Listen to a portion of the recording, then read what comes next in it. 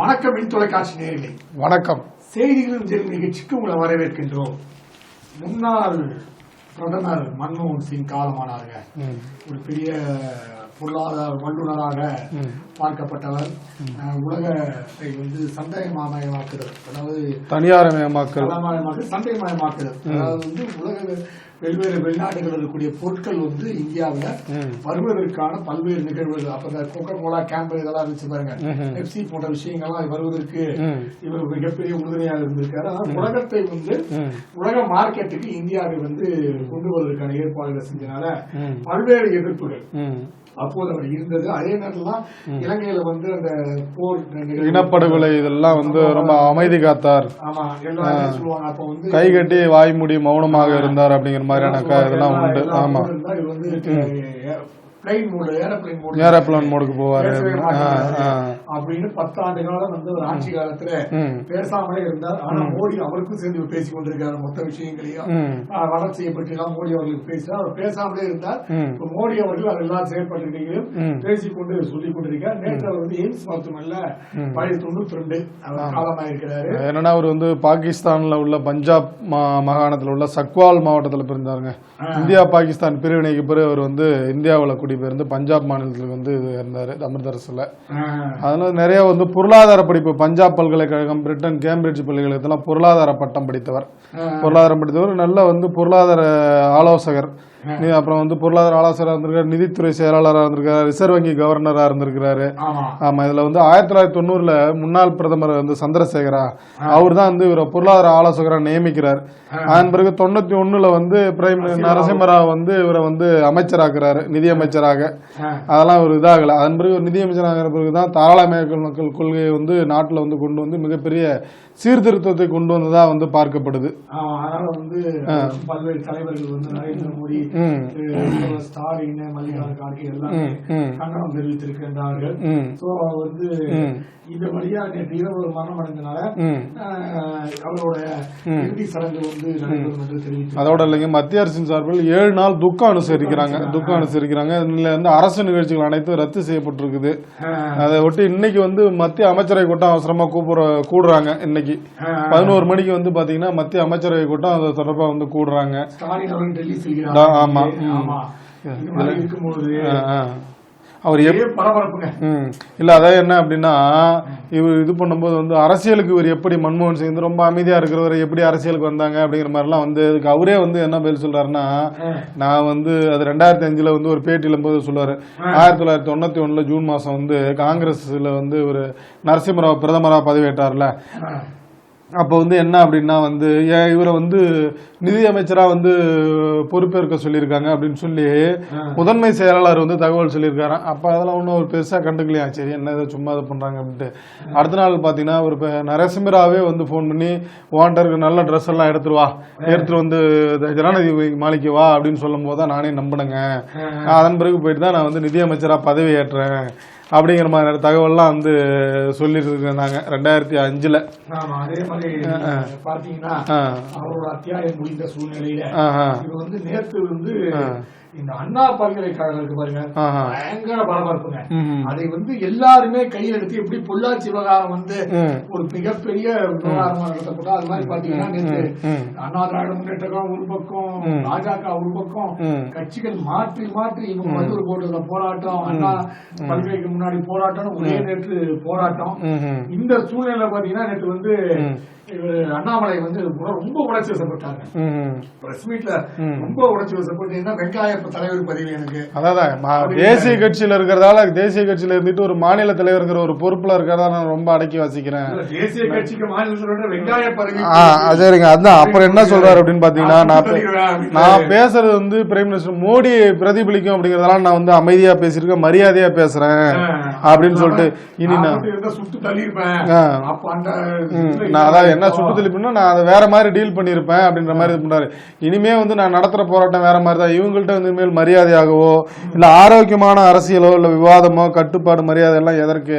பெண்களுக்கு மரியாதை இல்லாத மாநிலத்துல என்ன ஏன் மரியாதை வேண்டி கிடக்குது? அவர் வச்சு நேற்று மீன் போட்டுக்கிறாங்க, சாட்டை ஏடி கொடுக்கும் நிகழ்வை வீட்டு முன்னாடி நிகழ்த்துவேன். அதோட என்ன கவுண்டர் பண்ணி வந்து சவுட்ல அடி பாருங்க, அதெல்லாம் திமுக இல்லங்க. அதுக்கு என்ன சொல்றாருன்னா, இந்த நிகழ்வை வந்து நான் கண்டிக்கிற விதமா முருகப்பெருமானுக்கு சூரசங்காரம் பண்ணுவாங்கல்ல, சூரசங்காரம் நடந்து தீயவர்களை அழிப்பாங்கல்ல, அந்த மாதிரி வந்து நான் வந்து தீவிரர்களை அழிப்பது போன்று நாளை என் வீட்டு முன்னால் நின்று சாட்டையால் அடித்துக் கொள்ளும் 6 முறை அடித்துக் கொள்ள போராட்டத்தை தொடங்க போறேன். அதோட இல்ல அதோட இல்லைன்னா காலில் செருப்பு அணியாம வந்து திமுக ஆட்சி அகற்றும் முறை காலில் செருப்பு அணியாமல் வந்து இருக்க போறேன் அப்படின்னு சொல்லி பிரஸ் மீட்லயே வந்து இது பண்ணாங்க. அணகை முருகேசன் தேமுதிக மாவட்ட செயலாளர், செங்கல்பட்டு மாவட்ட செயலாளர், சரிங்க, செருப்பு போடாம தான் போவாரு. அப்ப என்னங்க செருப்பு போடாம போறீங்கன்னு கேட்டா, கேப்டன் சிஎம் வரைக்கும் செருப்பு போட மாட்டேன்னாரு. அவர் கடைசி வரை செருப்பு போட முடியாம போயிடுச்சு வைங்க. அது மாதிரி இவருக்கு ஆயிடக்கூடாதுன்னு எல்லாம் மீன்ஸ் போட்டுருக்காங்க. இதெல்லாம் வந்து இப்படி நீங்க சொன்னீங்கன்னா கிட்டத்தட்ட அந்த அயோத்தி விவகாரம் எல்லாம் இருந்துச்சுல்ல, அதுக்கு வந்து பல நூற்றாண்டு பிரச்சனை. அது அயோத்தி இல்ல இருங்க அதுக்குள்ளே ஏன் அவசரப்படுறீங்க? பல நூற்றாண்டு விவகாரங்கள். இது வந்து அயோத்தி கோயில் இது பண்ணும்போது வந்து அந்த அயோத்தியை சுற்றுவட்ட கிராமங்கள்ல இருக்கிற ஒரு 150 கிராமங்கள்ல வந்து அங்க வந்து சூரிய வம்சி சத்திரிய வம்சம்னு ஒருத்தர் இருக்காங்க. அந்த முகலாயர் படையெடுக்கும் போது இந்த ராமஜென்ம கோயில் எல்லாம் வந்து இது இழிக்கப்பட்டு வந்து இது கட்டுறாங்களா பாபர் மசூதி. அதனால வந்து என்ன பண்ணா, திருப்பி அங்க கோயில் கட்டுற வரைக்கும் நாங்க தலைப்பாகை காலில் இந்த செருப்பு அணிய மாட்டோம்னு சொல்லி வந்து சபதம் இருந்தாங்க. அதை ஒட்டி எல்லாம் இந்த மாதிரி நடக்கும்போது நீங்க ஆபத்து வந்துட்டு போகுது. ஆமா இல்ல அப்படி இல்ல. அதோட என்ன அந்த ஷூ நேற்று வந்து எல்லாம் போட்டு அது 2 லட்சம் ரூபாய் அந்த ஷூங்க. நீங்க எப்படி வந்து சபரீசன் வாட்சி எல்லாம் காமிச்சீங்க, அதே மாதிரி உங்க ஷூ எடுத்து காமிச்சோம்னா அமேசான் அந்த ஷூவோட விலை 2.25 லட்சம். இந்த ஷூ நீ எப்படி வாங்கினீங்க அப்படின்ட்டு நேற்று ஒரு பக்கம் ஸ்கால் பண்ணிக்கிட்டே போறாங்க. வாட்சை கேட்ட மாதிரி உங்களுக்கு ஷூவை கேக்குறாங்களா? அப்படி இருந்தாலும் அவர் சொன்ன மெயினான விஷயம் என்ன அப்படின்னு பாத்தீங்கன்னா, ஆமா குற்றவாளி திமுகவை சேர்ந்தவர் என்பதால் பாதிக்கப்பட்ட மாணவி குறித்த விவரங்கள் அடங்கிய முதல் தகவல் அறிக்கை வெளியே கசிய விட்டு இருக்கின்றனர். என்ன சொல்றாருன்னா, ஒரு பாலியல் விவகாரத்துல வழக்குல வந்து அந்த பாதிக்கப்பட்டவங்களுக்கு குறித்த விவரங்களை வெளியிடக்கூடாது அப்படிங்கிற ஒரு அடிப்படை இது கூட இல்லாம நீங்க எப்படி வெளியிட்டிருக்கலாம்? எப்படி வெளியாச்சு? அடிப்படை கடமையிலிருந்து தவறி இருக்கிறது திமுக அரசு. விவரங்கள் பாதுகாக்கப்பட வேண்டும் என்ற அடிப்படை கடமையிலிருந்து தவறி இருக்கிறது திமுக அரசு. இது தனி மனித உரிமைக்கு எதிரானது அப்படின்னு சொல்லி வந்து இது பண்ணிருக்காரு. ஆமா என்ன சொல்றாரு, பாலியல் வன்கொடுமை என்ற விஷயம் ஆட்டோமேட்டிக்கா லாக் ஆயிடும். சரிங்க, சில நிமிடங்கள் வந்து ஓபனா இருக்கும். ஒருவேளை அதுல இருந்து அப்படி எடுத்தாங்களான்னு தெரியல. இன்னொன்னு வந்து பாதிக்கப்பட்டவர்கள் இது கொடுத்திருக்காங்களா தெரியல எஃப்ஐஆர். அதனால வந்து எங்க மூலமா போலங்க. இல்ல பாதிக்கப்பட்டவங்க அது அவர் என்ன சொல்றாருன்னா, எஃப்ஐஆர் வந்து வெளியாகிருக்க கூடாதுதாங்க. உண்மையுமே வருந்தத்தக்கதுதான்.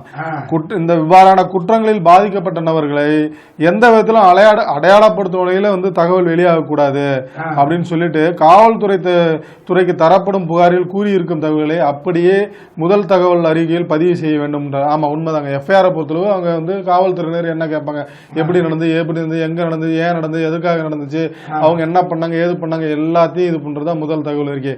அதெல்லாம் யாருமே குறைச்சல. அது எப்படி வெளியாச்சு அப்படிங்கறதான் வந்து கேக்குறாங்க. அந்த வந்து இந்த எஃப்ஐஆர் வந்து சில நிமிடங்கள் பார்க்கும்படி இருந்துள்ளது. அந்த சமயத்தில் யாரும் பதிவிறக்கம் செய்துள்ளனர்.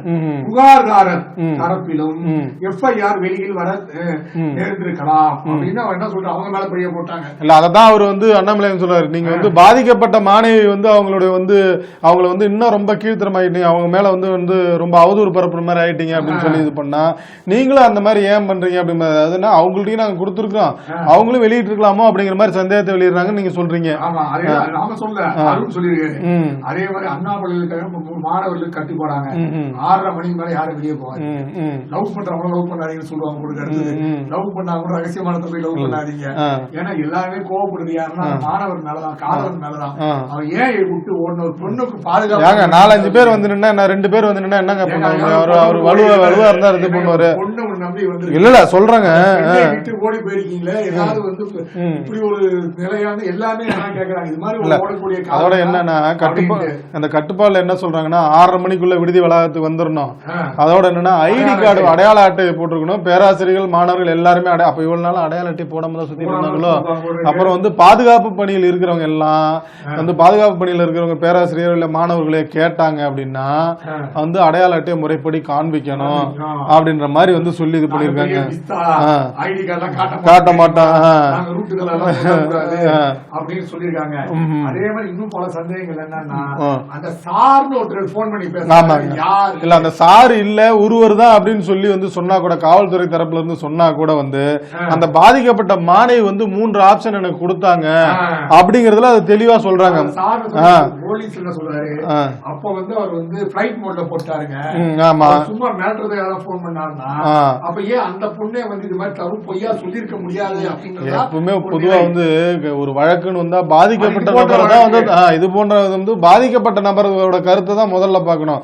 அவங்களே வந்து அதுல கூறி இருக்கிறதா வந்து தகவல் வெளியா இருக்கு. அதுல என்ன சொல்றாங்கன்னா, கோட்டூர்புரம் மகளிர் காவல் நிலையத்தில் பாதிக்கப்பட்ட மாணவி அளித்த புகாரில் தன்னை பாலியல் வன்முறை செய்த நபர் 3 ஆப்ஷன் கொடுத்ததா கூறினாரு. அதுல முதல் ஆப்ஷனா வந்து காதலுடன் நான் பேசிக் கொண்டிருந்த வீடியோ எடுத்து அதை வந்து கல்லூரி நிர்வாகத்திடம் அளித்து என்னை இந்த கல்லூரியிலிருந்து நீக்குவதாக மிரட்டினார். அதான் முதல் ஆப்ஷன். 2வது ஆப்ஷன் என்ன அப்படின்னா, என்னுடன் கொஞ்ச நேரம் இரு என்றார். 3வது ஆப்ஷனடா அந்த சார் கூட கொஞ்ச நேரம் இரு அப்படின்னாரு. அதை தான் வந்து எல்லாரும் கேட்கறாங்க, யார் அந்த சார் என்று. அது ஆடி கார்ல வந்து உட்கார்ந்து இருக்கிறாரு பின்னாடி, ஒரு அந்த ஆடி கார்ல வந்து அது யாரு அப்படிங்கிற அதோட என்ன அப்படின்னாங்க, அந்த பொண்ணு கூட இது பண்ணும்போது எதிர்முனையில யார்கிட்ட பேசி இருக்கிறாராம். சார் நான் அவளை மிரட்டி விட்டேன் என கூறியுள்ளார். அந்த நபர் யார், அவரு தான் அந்த சாரா அப்படிங்கிற மாதிரி எல்லாம் கேள்வி. அதோ பாத்தீங்கன்னா அந்த குற்றவாளி இருக்காருங்களங்க, அவர் ஏற்கனவே அவர் மேல பல வழக்குகள் இருக்குங்க, நிறைய வழக்கு இருக்குது. ஆமா, ஆள் கடத்தல ஏதோ ஒரு தொழிலதிபர் எல்லாம் கடத்திருக்கிறாங்க. செங்கல்பட்டு மாவட்டத்தில் உள்ள வந்து ஒரு தொழிலதிபர் கடத்தி வந்து கைது செய்யப்பட்டிருக்கிறாங்க. ஞானசேகரன், அவரோட சகோதரர் சுரேஷ் உள்ளிட்ட 10 பேர் கைது செய்யப்பட்டிருக்காங்க. இதுல வந்து பெண்கள் 3 பேரா. அப்போது வந்து கத்தி, துப்பாக்கி இதெல்லாம் பறிமுதல் செய்திருக்கிறாங்க. அதோட இல்லைன்னா இவர் மட்டும் இல்லைங்க, உங்க ஃபேமிலி அப்படிதான் அப்படிங்கிற மாதிரி எல்லாம் செய்தி வெளியாகுது. அவங்க குடும்பமே குற்ற பின்னணி கொண்ட குடும்பம் அப்படின்னு பார்த்தா இவங்க என்ன சொல்றாங்க, எடப்பாடியார் என்ன சொல்றாங்க, அவர் திமுக நண்பருங்க. அவர் வந்து மாசு கூட போட்டோ எடுத்திருக்காருங்க, உதயநிதி கூட போட்டோ எடுத்திருக்காங்க, எல்லாரும் கூட போட்டோ எடுத்திருக்காருங்க. அது எப்படிங்க போட்டோ எடுக்க முடியும், ரகுபதி கேள்வி கேட்டிருக்காங்க. அவர் என்ன சொல்றாரு, எல்லாமே போட்டோ எடுக்கலாமே, இது பெரிய விஷயமா. அவர் சொல்ற ஒரு வகையில கரெக்ட் தாங்க. ஏன்னா இப்ப ஒரு அமைச்சரா இருக்காங்க, ஒரு நடிகரா இருக்காங்க, ஒரு பெரிய பதவியில இருக்காங்க, இருந்தாங்கன்னா அவங்க கூட போய் ஒரு போட்டோ எடுக்கிறது எல்லாரும் விரும்புவாங்க. அந்த வகையில அவர் சொல்றது கரெக்ட் தான். ஆனா வந்து அண்ணாமலை என்ன சொல்றாரு, இல்ல அவர் திமுக செய்தி வட்ட பொறுப்பாளர் இருக்கிறாரு, ஏற்கனவே இன்விடேஷன்ல பேர் இருக்கு, அததான் எடுத்து காட்டுறாங்க. ஞானசேகரன் ரவுண்டு கட்டி சமூக வலைதளம் இதெல்லாம் போட்டாங்க அப்படின்னு நெஞ்சை பதற வைக்கும் இந்த நிகழ்வு கனிமொழி சொல்லியிருக்காங்க. ஆமா, கனிமொழி அவர்கள் தான் நீங்க எப்போ அந்த மெழுகுவத்தி ஊர்வலம் போவீங்க? ஏன்னா போன வாரம் பொள்ளாச்சி நிகழ்ச்சி நடந்தா அப்படியே ஒரு 500 பெண்களோட ஒரு மெழுகுவத்தி ஊர்வலம் போனீங்களா, பாதுகாப்பு அது அதிமுக அரசு, திமுக அரசை எதிர்த்து பாதுகாப்புக்கு ஊர்வலம் போவீங்க கேட்பாங்க. எதிர்ப்பு எப்படி அவங்க சொந்த கட்சி அறிக்கை விட்டதே பெரிய விஷயம் அப்படிங்கிற மாதிரி எல்லாம் வந்து சொல்லிட்டு இருக்காங்க. நீங்க வேற அப்படின்னா இந்த விஷயத்துக்கு வெட்கி தலையை குனிய வேண்டுங்க அப்படின்னு சொல்லி வந்து எல்லாரும் சொல்றாங்க. இவர் வந்து மருத்துவர் ராமதாஸ் என்ன சொல்லியிருக்காருன்னா, அண்ணா பல்கலைக்கழக மாணவி பாலியல் வன்கொடுமை ஆளாக்கப்பட்ட மருத்துவமனையில் அனுமதிக்கப்பட்டுள்ளார். மாணவிகளுக்கு பாதுகாப்பற்ற நிலை ஏற்படுவது திமுக அரசு வெட்கி தலை குனிய வேண்டும். கைது செய்யப்பட்ட ஞானசேகரன் மீது 15 வழக்குகள் உள்ளதாக போலீஸ் தரப்பில் தெரிவிக்கின்றனர். இது வந்து கைது செய்யப்பட்ட நிர்வாகி தான் அப்படிங்கிற மாதிரி உறுதியா தெரியுது அப்படிங்கிற மாதிரி சொல்றாருங்க. அதே மாதிரி பாத்தீங்கன்னா ரகுபதி தான் பிஸியாவே இருக்கு. எப்போ பார்த்தாலும் கிருஷ்ணகிரியில ஒரு வக்கீல இருந்தாங்களா, உடனே வந்து பிஸியா பேட்டி கொடுக்க ஆரம்பிச்சாரு. திருநெல்வேலியில ஒரு கொலை நடந்துச்சா, வந்து பேட்டி கொடுக்க ஆரம்பிச்சாரு. இப்ப இந்த சம்பவம் நடந்துச்சு. அவர் சட்டத்துறை அமைச்சர், தமிழ்நாட்டுல சட்ட ஒழுங்கு அதிகமா பிரச்சனை, சட்ட ஒழுங்கு சரியில்லைன்னு அர்த்தம். சட்ட ஒழுங்கு மினிஸ்டர், சட்டத்துறை அமைச்சர் அதிகமாக பேட்டி தராருன்னா சட்டத்துறை சரியில்லை, சட்டம் ஒழுங்கு தமிழகத்திலே சரியில்லை, ஒரு கேள்விக்குறியாக இருக்குன்னு சொல்லப்படுது இல்லையா? அதே மாதிரி அண்ணாமலை சாட்டேரி கோட்டம் தேர்தல் தொழில் பரிகாரம் சேகர் பாபு சொல்லியிருக்காரு, அவர் தோத்து போயிட்டாருங்க, டெபாசிட் 40 ஜெயிக்காருன்னு சொன்னாரு. அதாவது கொங்கு இதுல வந்து திமுக டெபாசிட் வாங்காது, லோக்சபா தேர்தல் 40 நாங்க தான் வெல்லுவோம், நீங்க எழுதி வச்சீங்க வேணாம் அப்படின்னு சொல்லி எல்லாம் வந்து இது பண்ணிருந்தாருங்க. அதனால வந்து இப்ப அந்த தோல்விக்கு பரிகாரமா வந்து சாட்டேரி இது பண்றாரு, காலில் செருப்பு போடாம இது பண்றாரு. இந்த மாதிரி காமெடி எல்லாம் நாங்க பார்க்க முடியாதுங்க. நான் கூட வந்து சபரிமலைக்கு கோயிலுக்கு போகும்போது வந்து செருப்பு போடாம தான் போவேன், யாருமே எல்லா எல்லாருமே அப்படிதாங்க போவாங்க, செருப்பு போடாம தான் கோயிலுக்கு போகும்போது செருப்பு போடாம தான் போவாங்க அப்படின்னு சொல்லி இது பண்றீங்க அப்படின்னு சொன்னா, அதாவது என்னன்னா இதுல வந்து குறை சொல்வதிலேயே வந்து இவரோட பிறவி குணம் அப்படின்னு சொல்லி வந்து எல்லாரும் ஆளாளுக்கு ஒரு பக்கம் வந்து இந்தாண்ட ஒரு பக்கம் இது இருக்க, அந்தாண்ட ஒரு பக்கம் இது இருக்க, ஆளுங்கட்சி ஒரு பக்கம் வந்து எதிர்கட்சி குறை சொல்ல, ஆளுங்கட்சி பதில் சொல்ல அப்படின்னு சொன்னா, இங்க அமைச்சர் கோவிசெழியன் உயர்கல்வித்துறை அமைச்சர் இருக்காருல்ல, அவர் வந்து இந்த சம்பந்தமா வந்து செய்தியாளர்களை சந்திச்சு இது பண்றாருங்க. அதுல என்ன சொல்றாரு அப்படின்னா, இப்ப என்ன விஷயம் நடக்குதோ அதுக்கு பதில் சொல்லியிருந்தா பரவாயில்லைங்க. இந்த மாதிரிதான் ஏற்கனவே பொள்ளாச்சி கூட்டு பாலியல் குற்றவாளிகள் தண்டிக்கப்படவில்லை, வழக்கு தொடுத்தும் அவங்க மேல வந்து நடவடிக்கை இல்லாம இருந்துச்சு. ஆனா நாங்க வந்து 3 மணி நேரத்துல நாங்க வந்து வழக்கு எடுத்திருக்கோம், வழக்கு எடுத்து இந்த குற்றவாளியை கைது செய்யிருக்கோம். அப்படி இருக்கும்போது நீங்க எங்களை ஏன் குறை சொல்றீங்க?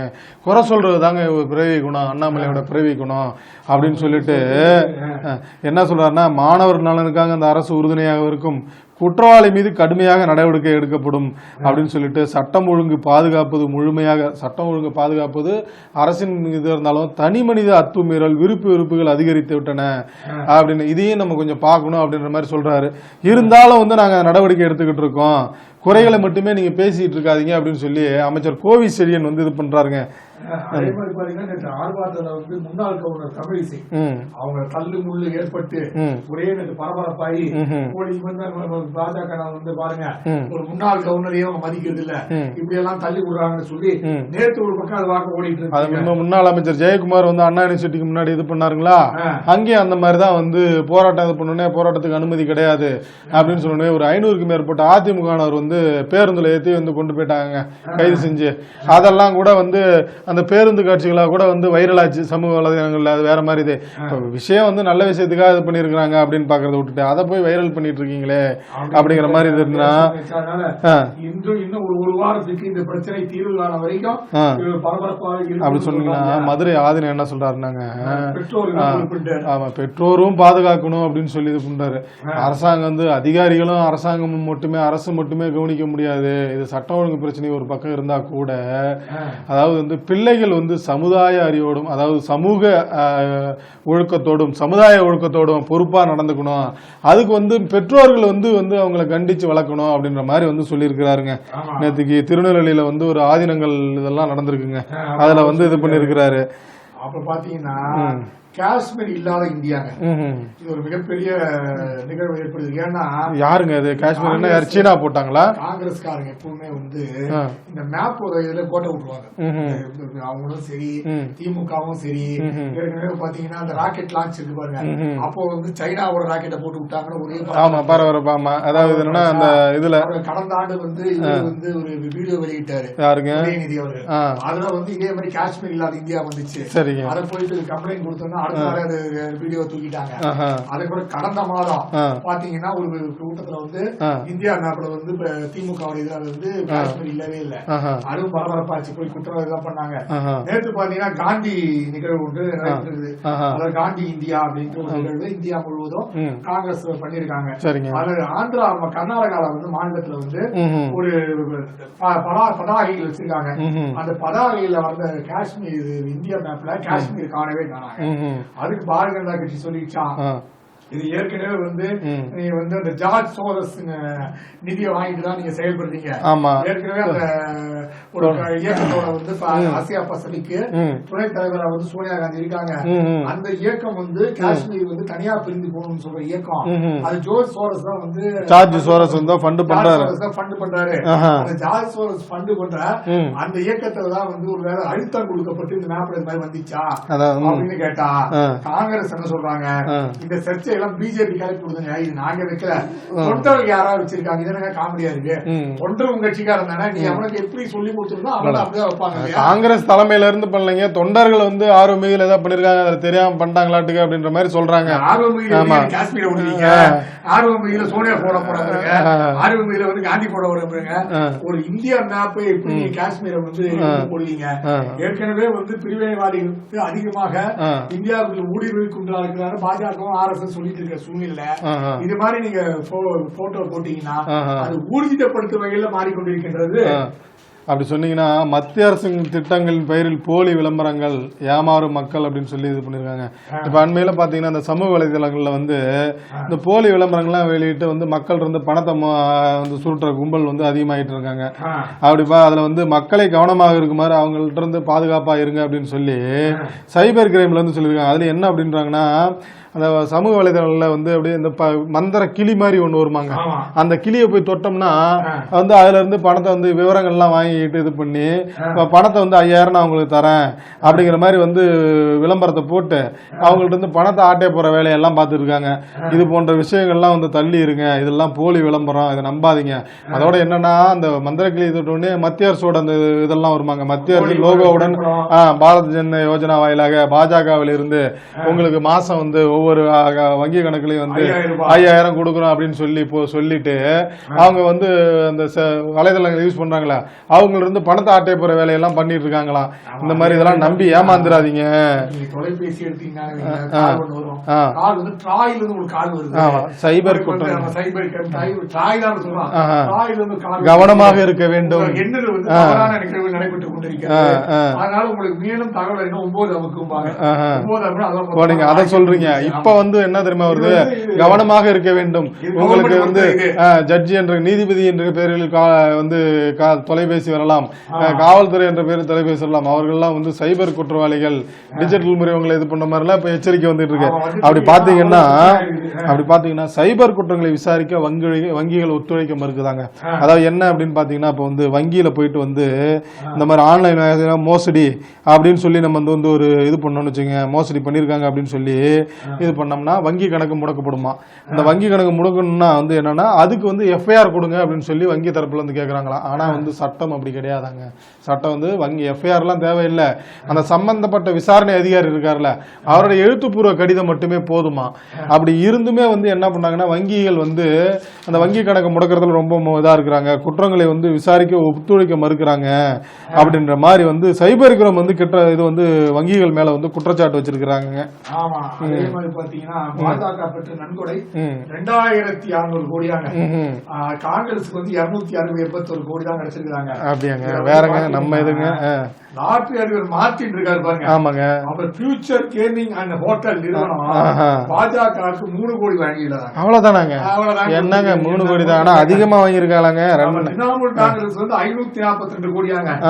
ஆனா அதை விட கம்மியான திமுக 502 கோடி தான் கொடுத்திருக்கு. அதை விட ஒய்எஸ்ஆருக்கு வந்து கம்மியா வாங்கியிருக்காங்களே. ஆமா 554 கோடியா. எனக்கு புரியல எதுக்கு வந்து திரிணாமுல் காங்கிரஸ் 542 கோடி, ஆளும் பாஜகவுக்கு 3 கோடி குறைஞ்சிருக்கு. அதே மாதிரி வந்து திமுகவுக்கு வெறும் 502 கோடி, ஏன் 40 கோடியை வந்து கம்மியா கொடுத்திருக்காங்க புரியல. திரிணாமுல் காங்கிரஸ்ல இலவசமா லாட்டரி சீட்ல விற்கலாமோ தெரியல, இருக்கலாம். அங்க வந்து அவங்க நிறுவனம் சார்ந்து ஏதாவது அவங்களுக்கு வசதிகள் ஏதாவது பண்ணி கொடுத்திருப்பாங்க. அப்படி பாத்தீங்கன்னா அதே மாதிரி வந்து தெலுங்கானா இருக்காங்களா, தெலுங்கானாவில சேர்ந்த சந்திரசேகர் இருக்காருல்ல அவர் இந்த பாரத் ராஷ்டிர சமிதிக்கு அது 580 கோடி வாங்கிருக்குங்க. ஆமா, 2வது கட்சியா உள்ளதுங்க. இது காங்கிரஸை விட அதிகமா இருக்குதான். அந்த அளவுக்கு காங்கிரஸ் பிடிச்சா. அண்ணாமலை அடிவாரத்தில் வீடுகள் அகற்ற எதிர்த்து மறிக்கிறாங்க. ஏங்க உயிருக்காக சொல்றாங்க. உருந்து ஒரு 7 பேர் மரணம் அடைஞ்சிட்டாங்களே, அங்க குடியிருக்காதீங்க, ஆபத்தான பகுதி. மொத்தம் 25,000 வீடு வந்து இது மாதிரி கட்டியிருக்காங்களாம். ஒரு 1500 வீடு நோட்டீஸ் கொடுக்காங்க. 1530 வீடுக்கு நோட்டீஸ் கொடுத்திருக்காங்க. அது மாதிரி வீடு ஆகட்டும். உடனே மக்கள் அதெல்லாம் நாங்க போக மாட்டாங்க, இங்கதான் இருப்போம், நாங்க வியாபாரம் பண்றது இடத்துலதான், இது எப்படி நீங்க தூக்குவீங்க, நாங்க போக மாட்டோம்னு சொல்லி நேற்று போலீஸ்க்கு எதிராக ஆர்ப்பாட்டம் பண்ணிருக்காங்க. அப்படி பாத்தீங்கன்னா முக்கியத்துவம் கொடுத்து சொல்றாங்க. இது கூட கேட்க மாட்டீங்களா? அப்படி பாத்தீங்கன்னா இங்க சென்னையில அண்மையில வேலைச்சேரியில் நடந்த அந்த ஆக்கிரமிப்பு வகைறதுலாம் எல்லாரும் போயிட்டு வந்து இது பண்ணிட்டு இருந்தாங்க. உண்மையிலுமே அங்க நீர்நிலைகளுக்கு வந்து பாதுகாப்பு தரணும், நீர்நிலையில ஆக்கிரமிச்சுக்கிட்டு அகற்றப்படணும் அப்படின்னு சொல்லி நீதிமன்றம் சொல்லியிருக்கு. அதை ஒட்டி தான் பண்ணாங்க. இருந்தாலும் வந்து இங்க வந்து எல்லாம் போராட்டம். அப்படின்னா நீங்க ஏன் இபி கொடுத்தீங்க, இது ரைட், இபி கொடுத்து அரசோட தவறு தான். இருந்தாலும் வந்து நீதிமன்றம் சொன்ன பிறகு அது வந்து அகற்றணும் அப்படிங்கிற மாதிரி தான் வந்து எல்லாரும் சொல்லிட்டு இருக்கிறாங்க. ஆமா, அதே மாதிரி பாத்தீங்கன்னா தெருநாய்க்களை சீனா ஏற்றுமதி பண்ணுங்க. என்ன வெட்டி சாப்பிட போறாங்களா சொல்லிட்டாரு. கோயம்புத்தூர் ஒரு கவுன்சிலர், திமுக கவுன்சிலர் சொன்னாங்க, கேட்க ஷாக்கா இருக்கு. கோவை மாநகராட்சி ஏற்கனவே பாம்பு கறி சாப்பிடுறவங்க, பள்ளி கறி சாப்பிடுறவங்க இருக்கு, இப்ப நாய்கறி வேற சாப்பிட போறாங்களா சீனாக்காரங்க? கோயம்புத்தூர் மாநகராட்சி 1,00,000 நாய் இருக்காங்க. மக்கள் தொகை விட அதான் ஜாஸ்தி இருக்கும் போல இருக்கு. நாய்களுக்கு வந்து இனப்பெருக்கம் அதெல்லாம் சொன்னீங்கன்னா வந்து சட்டசபையில் வந்து அதாவது நாய்கள் இனப்பெருக்கத்தை இது பண்றதுக்குன்னே ஒரு நிதி எல்லாம் ஒதுக்குனதெல்லாம் நமக்கு வந்து போகுது. ஆமா, கருத்தடைக்கு பல கோடி ஒதுக்குறாங்களா, அதுல ஊழல் நடைபெறுதான். அதுக்கு சொல்றாப்ல பல கோடி ஒதுக்குறோம், அதுல வந்து கிட்டத்தட்ட வந்து 30,000 நாய்க்கு தான் நீங்க கருத்தடையே பண்ணிருக்கீங்க, இது எப்ப முடிகிறது? உங்களுக்கு நாய் கடிச்சு 6 பேர் வேற செத்துருக்காங்க, அதனால பேசாம சீனால வந்து நாய் கறி சாப்பிடுறாங்க, இங்க இருக்கிற நாய்களை நீங்க சீனாக்கு அனுப்பிடுங்க அப்படின்னு கவுன்சிலர். அதுக்கு அந்த அதிகாரி சொல்லியிருக்காரா, உயிரோட அனுப்ப முடியாது, கொன்னுட்டா நமக்கு சட்டப்படி குற்றமாகலாம், கட்டுப்படுத்துறதுக்கு என்னையா வழி, அதை பாருங்க உட்கார்ந்து சைனாக்கு அனுப்பலாம் ஈரானுக்கு அனுப்பலாம்னு காமெடி பண்ணிட்டு இருக்காதீங்க அப்படின்னு கோவில் மாநகராட்சி அதுக்கும் ஒரு படமா போயிட்டு இருக்குதுங்க. அந்த மாதிரி நீங்க காமெடின்னு சொன்னீங்கன்னா, நடிகர்கள் தான் ரசிகர்களை கட்டுப்படுத்த வேண்டும், சட்டம் ஒழுங்கு நாங்க வந்து சமரசம் பண்ணலாம், ஆனா ரசிகர்களை கட்டுப்படுறது உங்க பொறுப்பு, நீங்க சமூக நலனோட வந்து நடந்துக்கணும் அப்படின்னு சொல்லிட்டு அந்த புஷ்பா 2 திரைப்படம் வெளியாச்சுலங்க, அந்த சிறப்பு காட்சி, ஆமா இறந்தாங்க, அந்த பையன் வந்து கூட மூளைச்ச இது பண்ணாரு அப்படின்னு சொல்லி அந்த விவகாரம் ரொம்ப பெருசா பரபரப்பா போச்சு. இதுல வந்து தெலுங்கானா முதல்வர் ரேவந்த் ரெட்டிக்கும் நடிகர் வந்து அல்லு அர்ஜுனுக்கும் அப்படிங்களா, அவங்க 2 பேருக்குமே அப்ப வந்து குடும்ப விவகாரம் தானோ, ஓஹோ அவங்க 2 பேருக்குமே வந்து பஞ்சாயத்தாய் முட்டிக்கிட்டு இருந்ததுங்க. அதுலதான் வந்து இது பண்ணிருக்காங்க. அப்புறம் நேத்திக்கு வந்து அல்லு அர்ஜுனோட தந்தை வந்து அவங்க தயாரிப்பாளர் அவங்க தயாரிப்பாளர் குழுவோட போயிட்டு வந்து முதலமைச்சரை சந்திச்சிருக்காங்க, அவர் ரேவந்த் ரெட்டிய அளவுல. அப்ப வந்து என்ன சொல்றாரு அப்படின்னா, 2 பேரும் சமரசம் பண்றதுக்கு சமரசம், அதாவது ரசிகர்களை கட்டுப்படுத்தும் பொறுப்பை பிரபலங்கள் தான் ஏற்க வேண்டும், சட்டம் ஒழுங்கில் சமரசம் செய்து கொள்ளக்கூடாது அப்படின்னு சொல்லி இது பண்ணிருக்காரு. ரைட்டுங்க, ரசிகர்களை இவங்க தான் கட்டுப்படுத்தணும், சட்டம் ஒழுங்கு சமரசம் பண்ணக்கூடாதுங்களா, அந்த என்ன இருந்தாலும் இவங்க என்ன வந்து மைக்ல பிடிச்சி சொல்லுவாங்களோ, நீங்க அமைதியா இருங்க அமைதியா இருங்க அப்படின்னு சொல்லி போயிருக்கவே கூடாதுதான், அததான் அவர் சொல்ல வர்றாரு. தமிழகத்தில் மின் திருட்டுங்க இறால் பண்ணைகள் அதிகமா இருக்கிறாங்க, மின் திருட்டு. அது இல்லாம என்ன விஷயம்னா, அங்கங்க வீட்டை ரிப்பேர் பண்ணி விட்டுறாங்க. அந்த காலத்துல பாத்தீங்கன்னா காலத்தை ஒட்டி வச்சிருவாங்க, மீட்டர் பாக்ஸ்ல காலத்தை வச்சு வச்சா சுத்தாதுப்பா இல்ல. நீங்க அப்படி பண்ணீங்கன்னா இப்ப என்ன தெரியுமா பண்றாங்க, அதாவது ஓடுனா கூட வந்து ரேட்டு கம்மிங்க மின்சார கட்டணம், ஓடுனா வந்து ஒரு 200 300 இல்ல 500 அப்படின்னா, ஓடலன்னு வச்சுங்களேன் அது ஃபால்ட் ஆயிடுச்சு 3000 சர்வீஸ் பைசா 3000 இல்ல வந்து இவ்வளவு ஓடி இருக்குது ரெகுலரா அந்த மாதிரி வந்திருக்குது 3000 அப்படின்னு சொல்லி கட்டுறதுக்கு அதெல்லாம் இருக்குதுங்க. நீங்க இலவச மின்சாரம் அதே மாதிரி ஏதாவது பண்ணீங்கன்னா அது மாதிரி சொல்லுவாங்க. மின் திருட்டில் ஈடுபடும் அதிகாரிகளுக்கு பிரிவு அலுவலகத்தினர் முழு ஒத்துழைப்பு வழங்குவதில்லை. வழங்குவதில்லை மின்சாரம் திருட்டுக்கு அதிகாரிகள் ஒத்துழைப்பு வேற குற்றச்சாட்டு பண்றாங்களோ அவங்களுக்குள்ளேயே மின் திருட்டில் ஈடுபடும் அதிகாரிகளுக்கு பிரிவு அலுவலகத்தினர் முழு ஒத்துழைப்பு வழங்குவதில்லையா? என்ன கட்டிங் பஞ்சாயத்து உங்களுக்குள்ள இந்த பிரச்சனை. நீங்க கட்டிங் பஞ்சாயத்து அப்படின்னா கலெக்டர் விடுங்க, எப்ப பார்த்தாலும் எதுக்குங்க அவங்களே தலையில வச்சு தூக்கிட்டு இருக்கீங்க அப்படின்னு சொல்லி காங்கிரஸ் வந்து இண்டி கூட்டணியில வந்து வெளியேற்றுங்க அப்படின்னாங்க. இது என்னடா பெருங்கதையா இருக்குது அப்படின்னு பார்த்தா, காங்கிரஸ் தானங்க இண்டி கூட்டணிக்கு தலைமையே, அவங்களே வெளியேற்றுங்க அப்படின்னு சொல்லி ஆம் ஆத்மி கட்சி சொல்லிட்டாங்க. இந்த பிப்ரவரியில சட்டப்பேரவை தேர்தல் நடக்குதுல்ல டெல்லியில, அதனால வந்து இவங்க ஒரு பக்கம் வந்து நாங்க தனியா போட்டிடுறோம் அப்படின்னு இவங்க சொல்ல, ஆம் ஆத்மி சொல்ல, நீங்க என்ன எங்களை கூட்டணியில வச்சுக்கிறது, நாங்க தனியா போட்டிடுறோம் இவங்க சொல்ல, இந்த பஞ்சாயத்து பெருசா வெடிச்சிருச்சுங்க. இண்டி கூட்டணியே வந்து நிதிஷ்குமார் தாங்க ஓபன் பண்ணாரு, அவர் தாங்க ஆரம்பிச்சு வச்சாரு, ஆரம்பிச்சு வச்சு அவரே முதல்ல போயிட்டாரு, நீங்க ஒண்ணுங்க இந்த இண்டி கூட்டணிக்கு தலைமை கிடையாது அப்படின்னு சொல்லி இவங்களை வெளியேற்றணும் அப்படின்னு சொல்றாரு. இதுக்கெல்லாம் என்ன அப்படின்னு பாத்தீங்கன்னா, இவர் அஜய் மக்கான் இருக்காருல்ல, அவரு வந்து என்ன சொல்லிட்டாருனாங்க, ஆம் ஆத்மி வந்து ஒரு தேச விரோத கட்சி, தேச விரோதி, அவங்களோட வந்து கூட்டணி வச்சதே தப்பு அப்படின்னு சொல்லி வந்து பேட்டி கொடுத்துட்டாருங்க. ஆமா, அதனால வந்து இவரை வந்து காங்கிரஸ் விட்டு எடுக்கணும், அப்படி இல்லைன்னா வந்து இதுல இருந்து வெளியேறணும் அப்படின்னு சொல்லி ஆம் ஆத்மி ஒரு பக்கம் இது பண்ணிட்டாங்க. என்னப்பா நீங்க பிஜேபி எதுக்கிறதுக்கு எல்லாம் ஒண்ணு கூடி வந்தீங்க, இது வந்து அதுல மூலியமா காங்கிரஸ் ஒரு 99 எம்பிக்கள் பெற்றாங்க, கூட்டணி கட்சிகள் என்ன பெற்றாங்க, இன்னும் அதை விட அதிகமாகும், அதை விட முன்னெடுத்து போவீங்கன்னா இங்க நடுவுலயே ரயில் பாதை தனித்தனியா பிரியுது அப்படிங்கிற மாதிரி பாக்குறதா இருக்குது. அதே மாதிரி பாத்தீங்கன்னா அதே விஷயம் தான், இமாம்களுக்கு வந்து 17 மாத சம்பளம் பாக்கியாங்க. டெல்லியில் கெஜ்ரிவால் வீட்டு முன்பு செய்யாங்க. அதாவது 240 இமாம்கள் மற்றும் முவாக்கள் இருக்காங்களாம். அவங்களுக்கு மாசம் 18,000 இருந்து 16,000 வரைக்கும் சம்பளம் வராங்களாம். ஆனா 17 மாசம் அவங்களுக்கு சம்பளமே தெரியலையா. அவன் பல முறை முறையிட்டு இருக்காங்களாம். ஆதிஷன் அம்மாட்ட எல்லாம் போய் சொல்லிருக்காங்க. இமாம்கள் சரிங்க. பண்ணிருக்காங்களா, எந்த வித நடவடிக்கையும் இல்லையா. அவர் வந்து கெஜ்ரிவால் வீட்டுல முற்றுகை ஈடுபட்டிருக்காங்க. ஆனா கிட்டத்தட்ட 17 மாசம் வரலையாங்க சம்பளம். போட்டு பாருங்க, 20 மாசம் வந்து கணக்கு போட்டாங்க கூட கிட்டத்தட்ட 3 லட்சம் ரூபாய் வந்து ஏன்பா கடன்காரங்களா இருக்கீங்க அப்படின்னா, கடன்காரர்களை அசிங்கப்படுத்தாதீர்கள் அப்படின்னு சொல்லி கேரள வங்கிக்கு ஹைகோர்ட் உத்தரவுங்க. வாங்கிய கடனை செலுத்தாதவர்களின் புகைப்படத்தை வெளியிட்டு வங்கிகளை அசிங்கப்படுத்தக்கூடாது அப்படின்னு சொல்லி கேரள உயர்நீதிமன்றம் கேட்டிருக்கு. நம்ம ஊர்ல அந்த விவசாய கடன் வாங்கிட்டா போய் வந்து மிரட்டுவாங்கல்ல, போயிட்டு வந்து விவசாயிகளை போய் மிரட்டுறது, நீ கொடுன்னு 10,000 கோடி இதெல்லாம் விட்டுருவாங்க அப்ப அப்படின்னு சொல்லி எல்லாம் இது பண்ணிட்டு இருந்தாங்க. அந்த மாதிரி இதுவும் சொல்லி இருக்கிறாங்க, கடன்காரர்களை அசிங்கப்படுத்த கூடாது அப்படின்னு சொல்லி. பல்வேறு செய்திகளின் மறுபரிமாணத்தை பார்த்து மீண்டும் திங்கட்கிழமை சந்திப்போம். அதுவரை நன்றி, வணக்கம். நன்றி, வணக்கம்.